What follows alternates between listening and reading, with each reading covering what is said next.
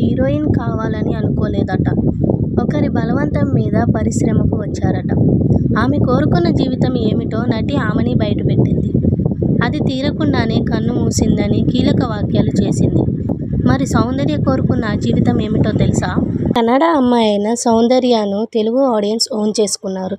చాలామంది సౌందర్య తెలుగు అమ్మాయి అనుకునేవారు. 1992లో సౌందర్య కెరీర్ కన్నడ పరిశ్రమలో మొదలైంది. ఆమె స్టార్గా ఎదిగింది మాత్రం టాలీవుడ్. 1993లో విడుదలైన మనవరాలి పెళ్లి ఆమె first Telugu movie. S V Krishna Reddy సౌందర్యకు బ్రేక్ ఇచ్చాడు. ఆయన తెరకెక్కించిన రాజేంద్రుడు, గజేంద్రుడు, మాయలోడు చిత్రాల్లో సౌందర్య హీరోయిన్గా నటించింది. అవి రెండు సూపర్ హిట్ అయ్యాయి. నెంబర్ 1, హలో బ్రదర్, మేడం చిత్రాలతో సౌందర్య స్టార్డమ్ తెచ్చుకుంది. అక్కడ నుండి ఆమె వెనక్కి తిరిగి చూసుకుంది లేదు.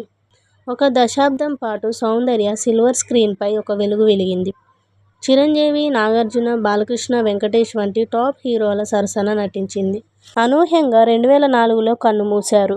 బీజేపీ పార్టీలో చేరిన సౌందర్య తన సోదరుడితో పాటు ఎన్నికల ప్రచారంలో భాగంగా బెంగళూరు నుండి కరీంనగర్ వెళ్తూ విమాన ప్రమాదంలో మరణించింది. అభినవ సావిత్రిగా పేరు తెచ్చుకున్న సౌందర్య మరణం ఆమె అభిమానులను శోక సముద్రంలో ముంచింది. 100కు పైగా చిత్రాల్లో నటించిన సౌందర్యకు అసలు నటి కావడం ఇష్టం లేదట.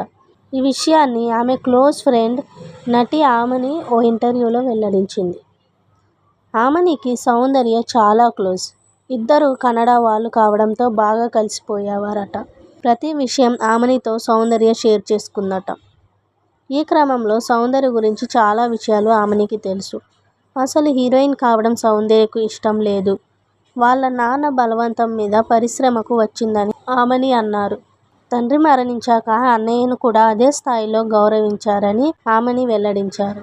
తండ్రి ఒత్తిడితో సినిమాల్లోకి వచ్చాక తరువాత ఇంట్రెస్ట్ కలిగి చేసింది. కానీ ఆమెకు సాధారణ జీవితం ఇష్టం. పెళ్లి చేసుకోవాలి, పిల్లల్ని కనాలి, గృహిణిగా ఉండాలని కోరుకునేది. నటిగా ఎంతో కీర్తి గడించిన సౌందర్య ఆ కోరిక తీరకుండానే వెళ్ళిపోయిందని ఆమని ఆవేదన చెందారు. 2003 ఏప్రిల్ నెలలో జి. రఘు అనే వ్యక్తిని సౌందర్య వివాహం చేసుకుంది. పెళ్లైన ఏడాదిలోపే మరణించింది.